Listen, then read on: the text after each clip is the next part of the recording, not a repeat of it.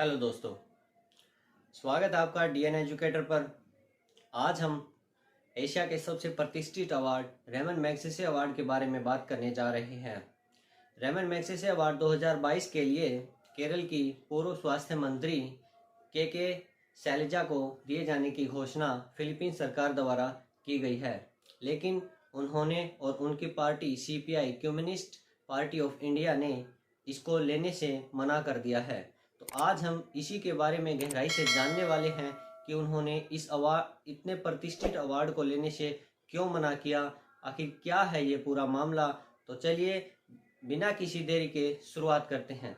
स्वागत एवं अभिनंदन है आप सभी का मेरी इस खास पेशकश में। मैं हूं दीपक नागिल और आप देख रहे हैं डीएन एजुकेटर। तो चलिए शुरुआत करते हैं। केरला की पूर्व हेल्थ मिनिस्टर के शैलजा को फिलीपींस सरकार द्वारा एशिया के सबसे प्रतिष्ठित अवार्ड रेमन मैग्सेसे अवार्ड 2022 के लिए चुना गया है, लेकिन उन्होंने इसको लेने से मना कर दिया है। उन्होंने इसके दो मुख्य कारण बताए गए हैं। उनको यह अवार्ड केरल में निपा वायरस और कोविड के समय जो काम किए गए थे उनके सराहनीय कदमों के लिए उनको यह अवार्ड दिया जा रहा है, लेकिन उन्होंने इसकी स्पष्टीकरण में यह कहा है कि यह काम उन्होंने अकेली ने नहीं किया था, सारी गवर्नमेंट ने मिलकर उनके साथ यह काम किया था, इसलिए वह इंडिविजुअल इस अवार्ड को नहीं ले सकती, इसलिए उन्होंने इस अवार्ड को लेने से मना कर दिया है। नंबर 2 रीजन उन्होंने यह बताया है कि यह अवार्ड फिलीपींस के पूर्व राष्ट्रपति रेमन मैग्सेसे के नाम पर दिया जाता है और वे कम्युनिस्ट विचारधारा के खिलाफ थे। उन्होंने फिलीपींस में कम्युनिस्टों के द्वारा चलाए जा रहे हुक आंदोलन को तहस नहस कर दिया था, इसलिए भी इस अवार्ड को लेने से उन्होंने मना कर दिया है। आइए अब रेमन मैग्सेसे के बारे में जानते हैं। रेमन मैग्सेसे का जन्म साल 1907 में फिलीपींस में हुआ था। उन्होंने दूसरे विश्व युद्ध के दौरान फिलीपींस में हो रहे युद्ध के चलते जापानियों के खिलाफ 31वीं इन्फेंट्री डिवीजन फिलीपींस में अपनी सेवाएं देकर अपने आप को एक बहुत ऊंचे पद पर पहुंचा लिया था। उन्होंने 31वीं इन्फेंट्री डिवीजन फिलीपींस में गुरिल्ला पद्धति के द्वारा जापानियों को हराने का काम किया था। इस युद्ध नीति को देखते हुए यूएस आर्मी ने उनको नेशनल डिफेंस का सेक्रेटरी नियुक्त कर दिया था और 1946 से उनके पॉलिटिकल कैरियर की शुरुआत हुई। फिर धीरे धीरे उनको वे आसमान की ऊंचाइयों में चढ़ते गए और 1953 में उनको देश का राष्ट्रपति चुन लिया गया। दिसंबर 1953 से मार्च 1957 तक वे देश के राष्ट्रपति रहे। मार्च 1957 में जब वे एक प्लेन से कहीं पर जा रहे थे तो आकस्मिक उनका प्लेन क्रैश हो गया और उनकी मृत्यु हो गई। इनके 3 साल के पीरियड को फिलीपींस में गोल्डन ईयर कहा जाता है। वर्ष 1957 में रेमन मैग्सेसे की मृत्यु हो जाने के बाद एक non profit organization Rockefeller Magsaysay fund ने इस अवार्ड की स्थापना की और फिलीपींस सरकार के साथ यह एग्रीमेंट किया कि हर वर्ष हम यह अवार्ड अलग अलग क्षेत्रों में देंगे। यह एशिया का सबसे प्रतिष्ठित अवार्ड माना जाता है। इसे एशिया का नोबेल पुरस्कार भी कहा जाता है। यह अवार्ड निम्न श्रेणियों में दिया जाता है: community leadership, journalism, communication, government service, public service आदि कैटेगरियों में यह अच्छे सराहनीय कामों करने के लिए यह अवार्ड दिया जाता है। भारत में लगभग 58 लोगों को यह दिया जा चुका है। इनमें सत्यजीत रे, वर्गीज कुरियन, महाश्वेता देवी, अरुणा रॉय और दिल्ली के मुख्यमंत्री अरविंद केजरीवाल को भी यह अवार्ड दिया जा चुका है।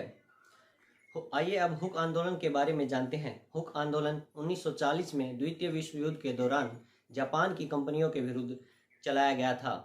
हुक आंदोलन एक किसान बेस्ड आंदोलन था जो कि बहुत शांतिपूर्ण तरीके से चलाया जा रहा था। इसके पहले कमांडर लुइस टरूस थे।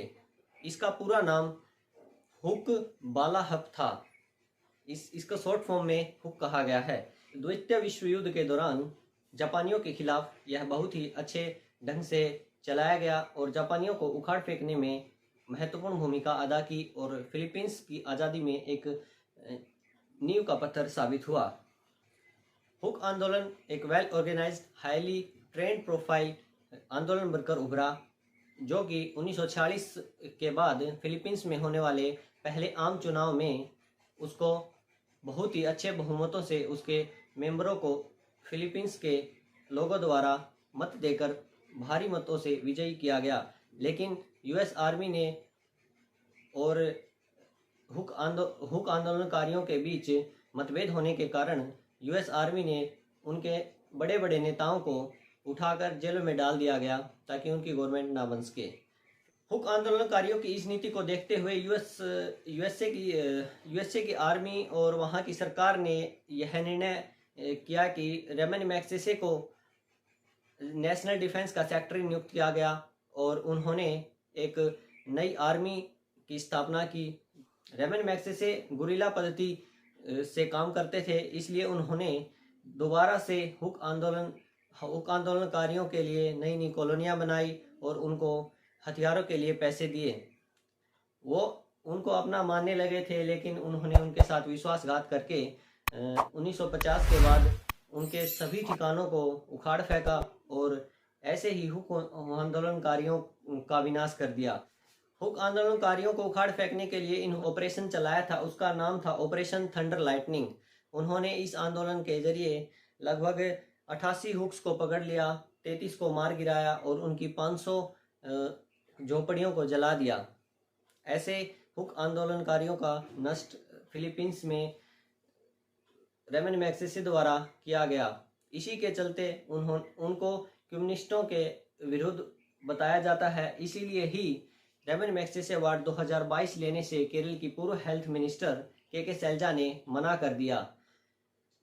तो आज के लिए इतना ही। आशा करता हूँ आपको मेरे द्वारा दी गई जानकारी अच्छी लगी होगी। अगर वीडियो अच्छी लगी हो, जानकारी अच्छी लगी हो, अपने दोस्तों के साथ शेयर करें और ऐसे ही नॉलेजेबल वीडियो पाने के लिए मेरे चैनल के साथ जुड़े रहें और चैनल को सब्सक्राइब करें।